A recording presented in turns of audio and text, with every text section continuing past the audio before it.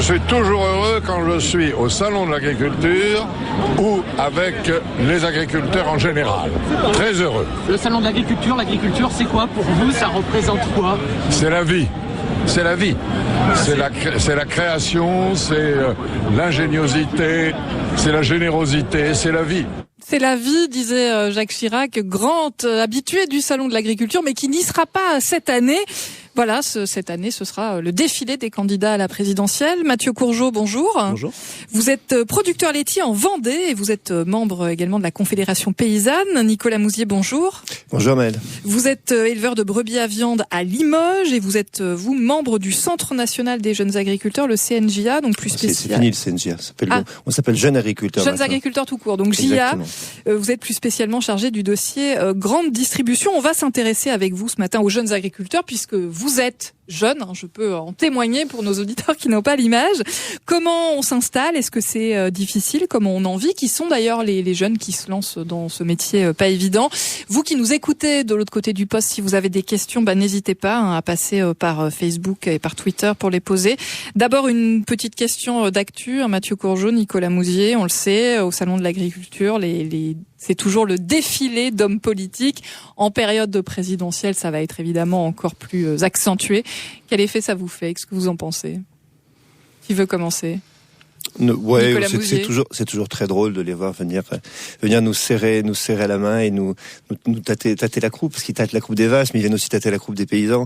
Alors, vous avez parlé de Jacques Chirac, c'est toujours, moi je trouve toujours un peu triste de voir qu'il viendra plus. On l'aime pas, mais au moins il venait voir les paysans et il avait un peu ce lien avec l'agriculture. Mes parents ou la génération de mes parents aimaient beaucoup Jacques Chirac, même s'il faisait pas forcément grand chose au final, mais c'est vrai que c'est toujours triste de voir que il y en a un qui disparaît. Après les autres, ma foi, je vous dis, ils sont un peu hors sol, nos hommes politiques, hein. Ils sont déconnectés du lien avec les paysans, avec le terroir, donc tant qu'on les rencontre, c'est un espace de rencontre. Nous, il faut le saisir pour faire passer nos idées, nos revendications. Et je crois qu'il faut pas chercher plus loin si c'est forcément très très sincère. Il faut se dire que ça l'est et en profiter pour faire avancer nos idées. Hors sol, comme des tomates, quoi. Mathieu Courgeot. Oui, ça c'est un peu vrai. Non, je pense qu'effectivement le salon de l'agriculture, c'est quand même une occasion de rencontre entre les politiques, les agriculteurs et aussi le milieu urbain, le milieu parisien. Donc ça c'est plutôt une bonne chose. Après, ce qu'on aimerait nous, c'est qu'il y ait plus de rencontres tout au long de l'année et que les hommes politiques s'intéressent plus à l'agriculture. Alors ça, effectivement, oui, c'est une autre histoire, évidemment. Alors, on sait que le nombre d'agriculteurs diminue, le nombre d'exploitations aussi. 26% en moins entre 2000 et 2010, ça fait quand même beaucoup. Avoir la fibre agricole, c'est pas forcément facile. Je vous propose d'écouter un reportage. C'est Gaël Joly de la rédaction du Mouv'e qui est allé voir du côté du plateau de l'Aubrac, des plateaux de l'Aubrac, si le métier d'agriculteur attirait toujours les jeunes. Apparemment, c'est compliqué.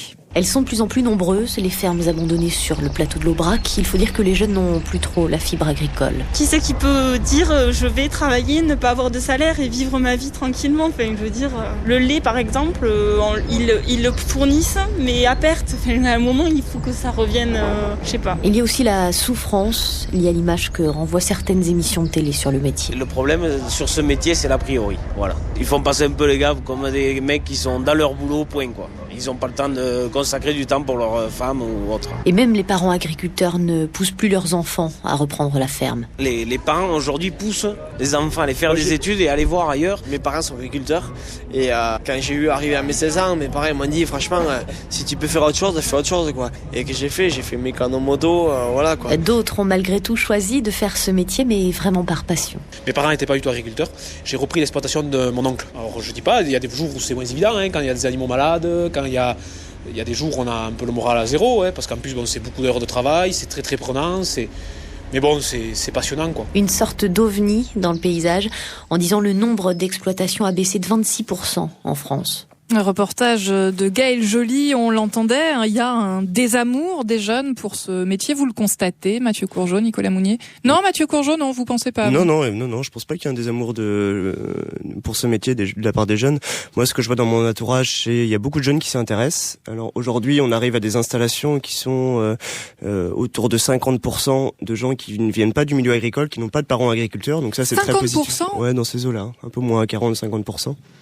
Donc ça veut dire qu'il y a vraiment un attrait du métier d'agriculteur, y compris de la part de gens qui ne sont pas fils ou filles d'agriculteurs. Ah oui, parce qu'effectivement, la moitié qui ne sont pas issus du milieu agricole, oui, c'est un petit peu moins. Mon département, c'est une trentaine de pourcents qui sont ce qu'on appelle hors cadre familial, c'est-à-dire qui n'ont pas une famille qui est directement, qui a déjà une ferme. C'est une tendance qui est assez nouvelle, et ça veut dire des gens qui ont aussi des projets un peu différents, parce que ça devient, c'est à l'image de tout le reste, ça devient compliqué de s'installer dans les schémas traditionnels, c'est-à-dire avec des productions très traditionnelles, en système traditionnel. Donc des gens essayent un petit peu autre chose et viennent au métier. Alors l'avantage, c'est qu'ils viennent vraiment par passion, ceux-là. Ils viennent pas par dépit. Et c'est ce qu'il faut surtout éviter. Et nous, le syndicat des jeunes agriculteurs, on est à fond pour justement les attirer, ces gens qui sont hors cadre familial.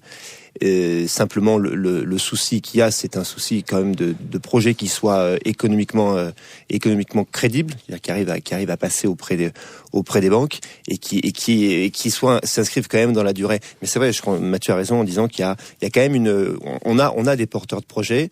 On a des gens qui arrêtent, des structures qui sont là, et la quadrature du cercle, c'est mettre tout le monde en relation pour que les projets voient le jour, et des projets, je vous dis, beaucoup plus diversifiés qu'avant, et avec des gens qui arrivent peut-être un peu plus âgés dans le métier. Nous, on a constaté un vieillissement un peu.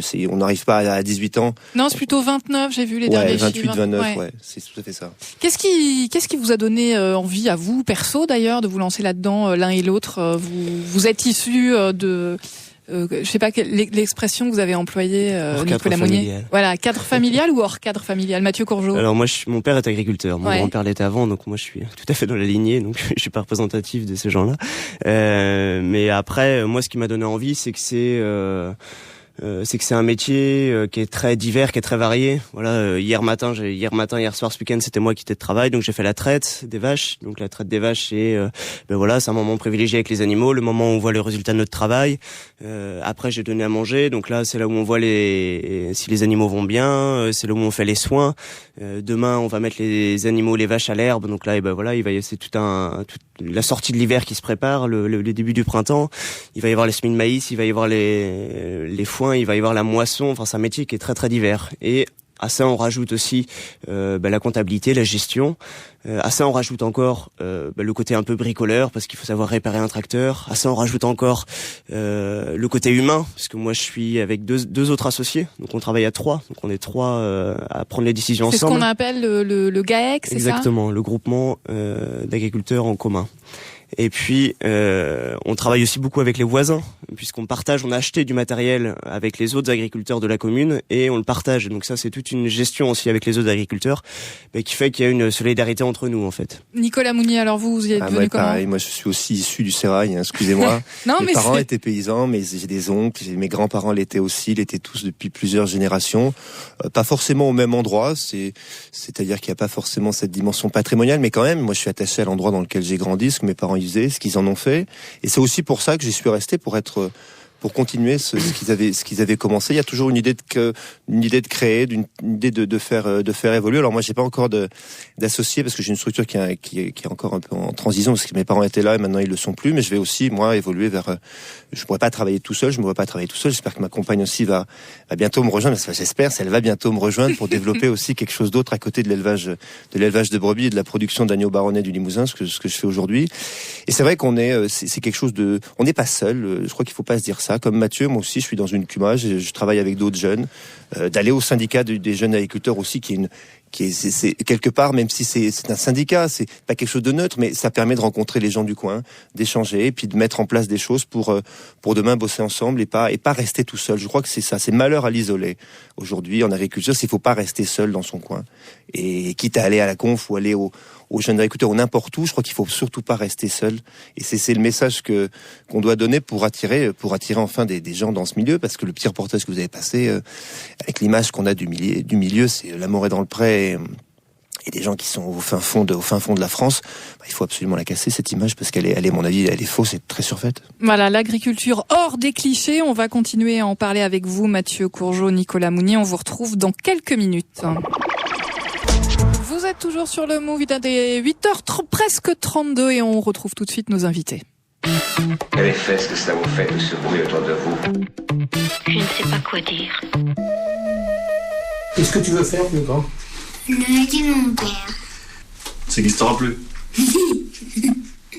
Ça sera différent. Ça sera différent. Il y aura des autres machines, il y aura des tracteurs à chenilles, des pelles mécaniques à roues. Ça existera toujours, mais ils seront pas... Un agriculteur, ça servira bientôt plus à rien.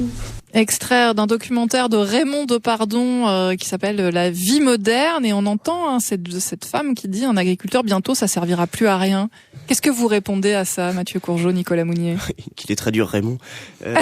Non, mais ce qu'on voit quand même, c'est que le nombre d'agriculteurs en 10 ans est passé d'à peu près 800 000 à 600 000. Donc ça fait de 20 000 paysans par an, ça fait 55 paysans par jour qui ont arrêté le métier sans être remplacés. Donc ça, c'est quand même un constat d'échec. Et je crois que c'est un constat d'échec pour les organisations syndicales, entre autres, qui gèrent la politique agricole. Donc les JA à côté de moi et la FNSEA. Et ça parce que on n'arrive pas à sortir du schéma, à changer le système qui ferait qu'il y a plus de jeunes qui veulent s'installer. Enfin, il y a déjà des jeunes qui veulent s'installer, mais ils n'y arrivent pas. Alors pourquoi est-ce qu'ils n'y arrivent pas ? Selon moi, c'est beaucoup un problème de... Parce que ça coûte cher, c'est parce que... Bien sûr que ça coûte cher, mais pour moi, c'est beaucoup dû aussi au système tel qu'il est fait. C'est-à-dire que aujourd'hui, un agriculteur, pour vivre de son métier, il est obligé de s'agrandir quelque part, puisque on a une baisse des prix agricoles. Et pour pouvoir maintenir son revenu, on est obligé de s'agrandir. Et aussi parce que les subventions agricoles, dont notre revenu est fait pour une partie importante, les subventions agricoles sont liées au foncier. Donc en gros, plus on a de foncier, plus on a de terre, plus on a de subventions. Et ça pousse les gens à s'agrandir, mais ça c'est normal, c'est humain. Donc ce qu'il faut, c'est changer ce système-là. Donc nous, ce qu'on demande à la Confédération paysanne, c'est une évolution des subventions, qui reste importante, mais une évolution vers un plafonnement de ces subventions par agriculteur, par actif. Donc ça, ce plafonnement est très important, et une dégressivité des aides au-delà d'un certain montant.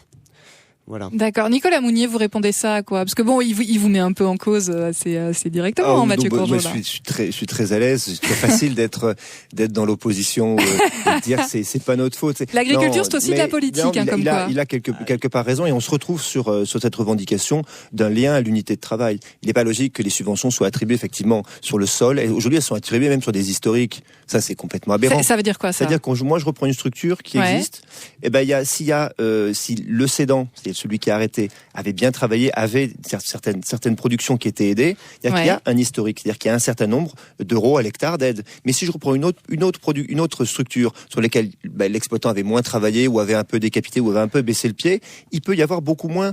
Et on peut avoir deux structures, les deux mêmes reprises par deux jeunes, avec les deux productions que ces jeunes développent identiques, mais avec des niveaux de soutien de 1 à 3. C'est-à-dire que la subvention, du coup, elle dépend pas de votre boulot à vous, mais du boulot pour le moment, elle dépend de l'historique. On espère que sur 2013, les historiques vont être abandonnés, et qu'il y aura aussi, mais on se retrouve là aussi avec la Conf sur le lien à l'unité de travail.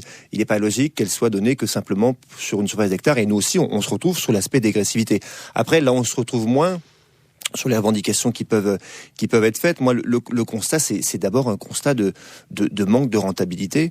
À la limite, les capitaux à immobiliser. S'il y avait une vraie rentabilité en agriculture, les banques, elles prêteraient très facilement à tout le monde pour faire des projets. Ah, mais c'est vrai qu'effectivement, il n'y a pas assez de rentabilité sur nos systèmes. C'est-à-dire que nos prix de vente sont pas fonction de nos charges, et n'intègrent pas ce contexte de charges. Et ces fameuses subventions qui sont là, elles faussent un peu le jeu, parce qu'elles nous permettent pas de répercuter nos coûts de production. Alors, et derrière, moi, je mets quand même le vrai, celui qu'il faut vraiment montrer du doigt plus que le syndicalisme. À mon avis, c'est quand même cette grande distribution qui a su faire son lit et son pactole sur le dos quand même pas mal des agriculteurs et des subventions, en jouant sur les failles qui sont les nôtres, c'est-à-dire ne pas être assez regroupés pour peser face à eux qui le sont déjà beaucoup, et ne pas amener toute la valeur ajoutée, c'est-à-dire le terroir, tout ce que nous on est capable d'apporter en termes de qualité au produit, c'est quand même eux qui récoltent les fruits. Et ça, moi, en tant que responsable un peu du dossier GMS, ça me gêne, et ça me laisse toujours très perplexe. Oui, parce que vous avez prononcé le mot de rentabilité, mais justement, alors s'il y a bien quelque chose qui a été remis en cause ces dernières années, et ça, je pense que de toutes les structures syndicales d'agriculteurs l'ont intégré, c'est la question du productivisme. Aujourd'hui, il y a aussi des consommateurs qui ont envie d'avoir, alors peut-être des choses, des fruits et des légumes ou de la viande plus chère, mais de meilleure qualité aussi. Ça vous impacte aussi, Nicolas Meunier, ce genre de choses. Le productivisme, qu'est-ce que c'est? Moi, j'espère que les éleveurs ovins, c'est-à-dire que les producteurs d'agneaux comme moi, sont productivistes, parce que nous, on produit en ovins, en agneaux, on produit à peine 45% de ce qu'on consomme. On a besoin d'être, comme vous dites, productiviste. Après, avec les ovins, on n'est pas productiviste comme vous pouvez vous l'imaginer. C'est pas comme le blé, avec un système très évidemment. intensif, puisque c'est souvent, les brebis, elles sont dans des zones souvent pauvres, ou alors dans quelques zones céréalières en complément d'ateliers céréaliers. Et ça, là, c'est vachement intéressant parce que ça ramène de la matière organique et ça permet à des systèmes céréaliers dans des zones pauvres où on ne devrait pas faire de céréales, de ramener quand même de la fumure avec ces animaux, avec les brebis notamment. Mais au-delà de ça, oui, c'est effectivement, il y a quelque part une faillite d'une partie d'un système qui allait trop loin. Il y a un système très intensif avec le système porc, par exemple. Aujourd'hui, clairement, si les seules solutions qu'on peut apporter, c'est remettre des farines animales dans l'alimentation des porcs, qui a été un peu donné, qui n'a pas été fait encore. Moi, je trouve que c'est totalement stupide parce que ça ne ramènera pas de rentabilité. Et les éleveurs de porcs, aujourd'hui, qui sont très endettés, ça les sortira pas de là où ils sont. Et ce qui fait que ils creuseront toujours leur trou parce que eux aussi n'arrivent pas à répercuter leurs coûts de production sur leurs produits. Et oui, nous aussi, on s'interroge sur la faillite de ce système. Après, encore une fois, si on n'est pas capable de produire, nous, pour le marché intérieur, par exemple en production en bovin, si on laisse, si la production baisse, si on décroît, quelque part on laisse la porte ouverte à d'autres qui produiront pour nous. Et les autres en bovin, vous savez qui c'est? C'est les Brésiliens avec leurs zébus et les Américains avec leur viande hormonée. Donc quelque part, ce mot productiviste, il faut le prendre quand même avec des pincettes parce que il faut, à mon avis, maintenir un potentiel de production. Mais comme vous l'avez dit, les consommateurs aujourd'hui, l'environnement devient une préoccupation pour eux. La question est de savoir s'ils sont prêts à payer quand même un peu le prix, c'est-à-dire payer une partie sur leurs impôts, mais aussi sur leurs achats. Parce que au salon de l'agriculture, je fais vite, mais le salon de l'agriculture, c'est toujours facile de venir voir, dire oh vous êtes formidables les agriculteurs, vous êtes gentils, c'est merveilleux. Et après, dès qu'on arrive à la grande surface, on prend toujours le jambon moins cher. C'est effectivement on prend toujours la viande la moins chère. Et la viande la moins chère, elle est pas française parce que forcément on peut pas s'aligner sur les coûts de production des Néo-Zélandais, je peux pas m'aligner à 2,50 €. Moi il me faut 7,50 €, entre 7,50 € et 8 €, ça marchera jamais. C'est vrai que c'est toujours la question, c'est à quel moment est-ce que le consommateur qu'est-ce qu'il va faire effectivement du point de vue de la facture. Ceci étant, Mathieu Courgeot, quand on est jeune agriculteur aujourd'hui, qu'on démarre entre guillemets, est-ce qu'on travaille justement différemment de la manière dont on pouvait travailler il y a 15, 20, 30 ans? Oui, ça c'est sûr, on travaille différemment parce que l'environnement dans lequel j'ai grandi, etc., la société, tout ça a évolué. Donc oui, on travaille vraiment différemment. C'est-à-dire concrètement, par exemple. Par exemple, sur la ferme, on est passé en bio, par exemple. Donc voilà, depuis 5 ans, 10 ans, on est passé en bio. Donc ça, c'est une évolution qui est due aussi à une évolution de la part des consommateurs. Est-ce que vous avez l'impression que, parce que l'agriculture, au moment du salon de l'agriculture, on en entend beaucoup parler, et puis avant ou après, effectivement, beaucoup moins, et ça vous le disiez tous les deux, est-ce que vous avez l'impression d'être un peu peut-être abandonné à l'heure actuelle par les politiques? Oui, tout à fait. Moi, ce que je voudrais dire, je suis assez d'accord avec le constat de Nicolas sur le poids des GMS. Je voudrais rajouter une chose. GMS, expliquez les sigles à chaque fois. Les grandes et moyennes surfaces, donc la grande distribution. Et moi, je voudrais rajouter une chose, c'est sur le poids qu'a l'industrie agroalimentaire aussi. Parce que ce qu'on voit depuis une vingtaine, trentaine d'années, c'est que la part de valeur ajoutée qui est conservée par les agriculteurs a fortement diminué au profit de la grande distribution et au profit de l'industrie agroalimentaire. Et de redistribution il y a un problème d'absence de captation de la valeur ajoutée par les agriculteurs. Et ça, je pense qu'il est dû à un échec du politique et aussi un échec des syndicats majoritaires. Pour dire les choses concrètement, c'est-à-dire que c'est plutôt l'industrie agroalimentaire qui et la grande distribution qui récolte les fruits. Voilà. Par exemple, je vais donner un exemple simple. Il y a une loi qui vient d'être votée la fin novembre sur les semences Donc c'est-à-dire que il y a une taxe qui va être imposée sur les semences fermières au profit de l'industrie semencière, soi-disant pour financer la recherche. Et la FNSEA, le gouvernement ont appuyé cette loi. Et l'idée, c'est que l'industrie semencière soit plus compétitive et que donc l'agriculture soit plus compétitive. Mais là, je crois qu'il y a une erreur du diagnostic, parce que les agriculteurs, ils seront plus compétitifs, ils seront pas plus compétitifs si on leur impose plus de charges. Et je crois que c'est la différence, elle peut être là de conception qu'on peut avoir, c'est que le syndicat majoritaire, la FNSEA, défend l'agriculture et les filières, et nous, on défend plutôt les paysans. Ouh, alors ça, c'est peut-être une réponse très rapide, Nicolas Mounier, parce qu'il va falloir qu'on fasse un petit break. Sur le débat des semences fermières, on est tout à fait sur la même idée, et que on va payer 3 fois les semences quand on les achète, et aussi une vague propriété quand on ressème, parce que c'est quand on ressème la semence qu'on a déjà récoltée. On peut le faire un certain nombre de fois, sauf que là, il y aura une taxe qui sera prélevée sur les ventes qui seront faites derrière. Donc oui, moi, nous, les jeunes agriculteurs, on partage 100% le constat de Mathieu là-dessus, sur le fait qu'on va pas payer 3 ou 4 fois la même chose, et que ça paraît assez absurde on ne peut pas accepter encore et c'est aussi le débat sur les OGM et sur la propriété de la recherche, et qui doit payer au final.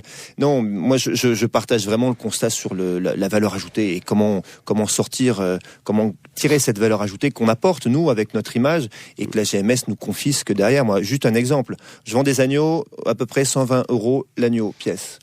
Eh bien, pour simplement le mettre en rayon, parce que la grande distribution, souvent, elle le met juste en rayon, c'est-à-dire que c'est mon abatteur, c'est-à-dire la personne qui, moi, m'abat, ma coopérative, qui même le met en barquette et étiquette et met le prix dessus, hein. Rendez-vous compte, c'est mon abatteur qui met même le prix, c'est pas Leclerc, c'est souvent mon abatteur qui met le prix. Eh bien, la marge qu'il fait entre le moment où l'agneau est dans son rayon et le moment où il est vendu, la marge qu'il fait, elle est de 130 ou 140 € par agneau. C'est plus importante que moi, mon prix de vente, qui doit intégrer tout ce que j'ai, moi, pour faire naître et grandir cet agneau. Oui, effectivement, oui, vu comme ça peut laisser rêveur. Vous restez avec nous, Mathieu Courgeot, Nicolas Mounier, vous allez répondre dans quelques minutes aux questions. L'agriculteur est un entrepreneur, c'est ce que disait Nicolas Sarkozy au Salon de l'Agriculture ce week-end, puisque c'est lui qui l'a inauguré. Toujours en direct avec nous, Mathieu Courgeot, producteur laitier et membre de la Confédération paysanne, Nicolas Mounier, éleveur de brebis à viande et membre des jeunes agriculteurs. Je vais réussir à y arriver et à ne plus dire CNJA. Quelques questions de nos auditeurs. Question très pratique de Stéphanie. Avez-vous l'un et l'autre fait des études? Et si oui, lesquelles? C'est quoi le parcours, en fait, aujourd'hui, quand on s'installe? Oui, moi j'ai fait des études, j'ai une formation d'ingénieur en agriculture, donc un bac plus 5. Alors après, on peut s'installer agriculteur sans formation agricole, ça c'est possible, mais on peut pas prétendre aux aides à l'installation. Et pour prétendre aux aides à l'installation, il faut avoir un diplôme de niveau bac en agriculture. D'accord. Et Nicolas Mounier? Moi, j'ai fait un bac plus 2 agricole, un BTS, et après j'ai fait quelques formations après. Je crois que c'est aussi l'aspect important dans notre métier, intéressant, c'est la formation continue, et sur toutes les formations qui sont dispensées. On a le fonds du Vivea qui est un fonds qui nous permet de faire les formations que tout le monde peut déposer, c'est-à-dire que c'est assez large et varié. Les agriculteurs ils n'ont pas assez recours, à mon avis, et c'est ce qui permet de continuer à évoluer, de continuer à se poser des questions. De la formation tout au long de la vie, quoi, en gros. Exactement. Une question de Ben qui demande est-ce que vous avez eu, alors là c'est pareil, c'est question très pratique, est-ce que vous avez eu une jeunesse classique avec des soirées, des grasses matinées, des petites copines? Vous voulez faire changer l'image de l'agriculture? Allez-y, messieurs. Mathieu Courgeot?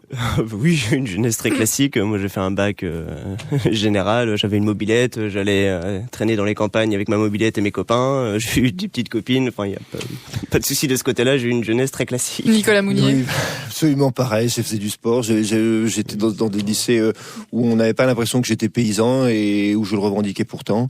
Et j'ai eu une jeunesse classique. Après, j'avais peut-être d'autres centres d'intérêt parce que j'habitais forcément un peu plus loin de la ville que mes copains. Mais oui, on a tous une jeunesse classique. On n'est pas enfermés dans nos bergeries ou dans nos bâtiments agricoles, non, rassurez-vous. Voilà, donc le message est passé, on l'espère. Question de Delphine.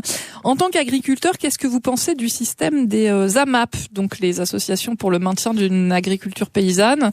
Je rappelle le principe pour vous qui nous écoutez. En gros, on s'inscrit, on est en lien avec un producteur et puis on achète un tarif plutôt intéressant, mais directement du producteur au consommateur, notamment des légumes ou de la viande. Mathieu Courgeot, c'est peut-être votre trip, ça, à la conf.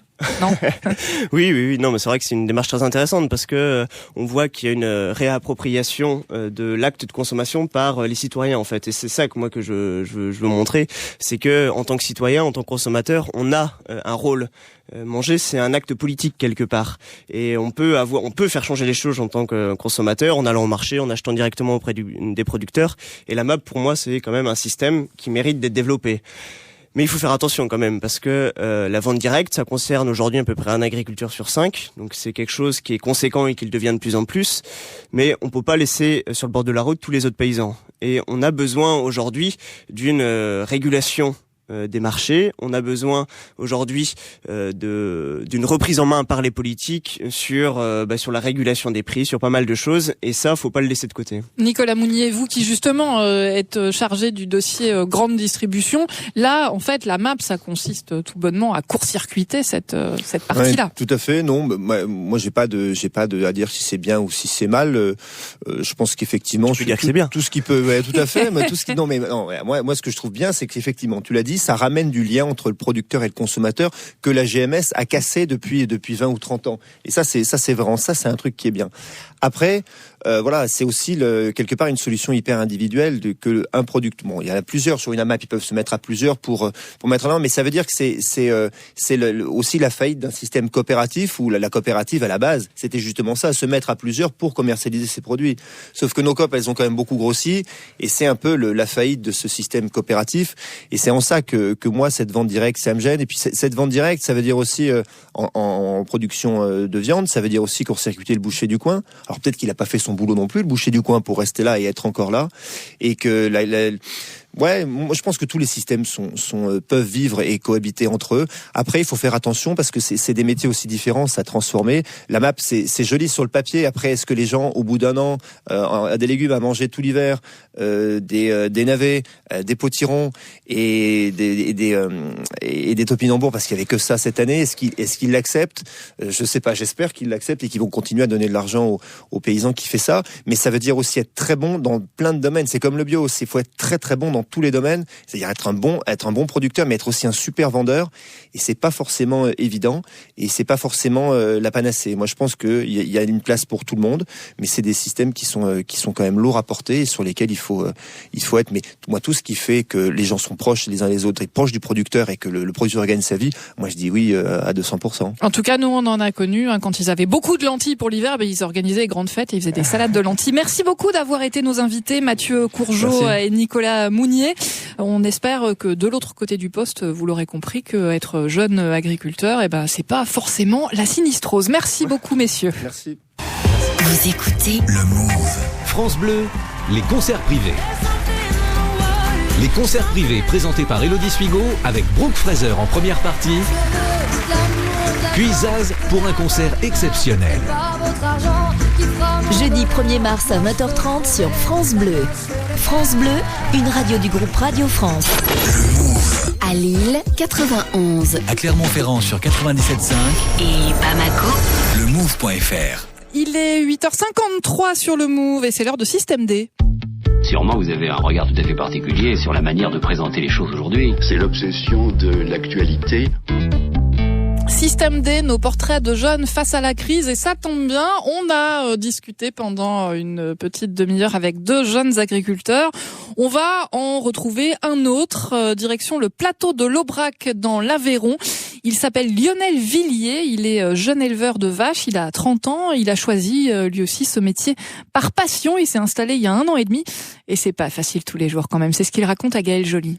Toutes les vaches ont un nom, je les appelle toutes par leur nom. Bon, et là, il y a Risette, Rumba, Truyère, Arménie, Valentine, Comète, Ébène. C'est ici, sur les hauteurs enneigées de l'Aubrac, dans le petit village de La Terrisse, que Lionel Villiers élève ses 24 vaches laitières, et avec amour, s'il vous plaît. L'hiver, là, moi, je passe à peu près entre 7 et 8 heures, rien que de soins aux animaux, sans compter le travail extérieur sur l'exploitation. Moi, c'est un petit troupeau, donc je connais bien mes animaux, c'est un peu nos enfants, c'est vrai, c'est un peu nos enfants. Ses parents n'étaient pas agriculteurs, mais lui a choisi de faire ce métier par passion. Non, il n'est pas fou. Il y en a une qui a vélé, là, il y a 4 jours maintenant, on va aller le voir. Moi, c'est un peu par vocation que j'ai fait ce métier. Mes parents n'étaient pas du tout agriculteurs. J'ai repris l'exploitation de mon oncle. Et tout le matin, je me lève pour aller travailler dans ma passion. Alors, je dis pas, il y a des jours où c'est moins évident, quand il y a des animaux malades. Il y a des jours où on a un peu le moral à zéro. Mais bon, c'est passionnant, quoi. Puis on travaille avec des êtres vivants, il y a une évolution tous les jours. Un métier qu'il adore, mais pas toujours facile quand on travaille plus de 80 heures par semaine pour seulement 1 000 € par mois. Oui, on arrive à vivre. Par contre, il ne faut pas le ramener à l'heure de travail. Sinon, on est loin du SMIC. Il faut être réaliste. Je sais pas, nos journées, c'est minimum 12 heures de travail par jour. Entre 70 et 80 heures de travail par semaine. Moi, cette question, je me la pose pas, quoi. Même à la fin du mois, je râle pas en me disant, ouais, je gagne que 1 000 €, même en faisant 80 heures de travail par semaine. Mais bon, j'arrive à vivre, quoi. Et puis il y a aussi la vie sociale, parfois un peu amputée. Des fois, le plus dur, c'est l'été, là. Des fois, on va se promener, on retrouve des collègues. Le soir, tout le monde reste ensemble, ils boivent l'apéro, il reste souper. Moi, je suis obligé de partir pour venir faire la traite de mes vaches. Il n'y a pas longtemps encore, j'en discutais avec un autre copain qui est agriculteur et c'est vrai que ça nous embête de partir. Mais après, une fois qu'on y est, ça ne me dérange pas. Mais Lionel ne se plaint pas, d'autant qu'il appartient à une coopérative, la filière Jeune Montagne, qui valorise le produit à prix fixe. Et pour lui, c'est l'assurance d'une stabilité. Alors nous, grâce à cette filière Jeune Montagne, où on est 80 producteurs, répartis sur l'Aveyron, Lozère, Cantal, on valorise très bien le lait. On a beaucoup de contraintes, on a un cahier des charges, vu qu'on est dans un système AOP. 510 € les 1000 litres. Et dans une coopérative en conventionnel, il valorise le lait 320 €. Je fais une plus-value de 200 €. C'est bien. Après, on a des contraintes. On a une obligation de race, on est limité en production par vache, on est obligé de donner que du foin. On est obligé que les vaches pâturent, celles-là, bon, elles sont dedans parce que c'est l'hiver, il n'y a pas d'herbe dehors. Mais arrivé mi-avril, on va les sortir, aller à l'herbe, on est obligé d'avoir au minimum 120 jours de pâture. Alors comme beaucoup d'agriculteurs là-bas, Lionel estime lui aussi qu'il faut repenser toute la politique agricole. Ce qu'il faudrait faire, c'est revenir peut-être sur une agriculture un peu plus raisonnée, moins productive, avec un peu plus de garantie de qualité, et revaloriser le produit, pas donner des aides.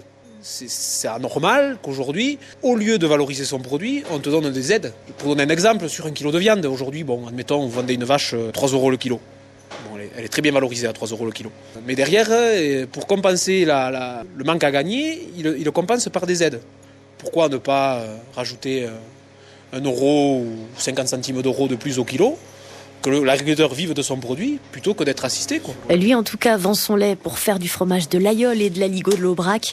À goûter sur le stand de l'Aveyron, c'est au Salon de l'Agriculture à Paris. Portrait signé Gaël Joly, que vous pouvez retrouver en podcast sur le site du Move aussi, www.lemove.fr, et que vous réentendrez ce soir dans la République du Move. Bonne matinée à tous, il est 8h moins...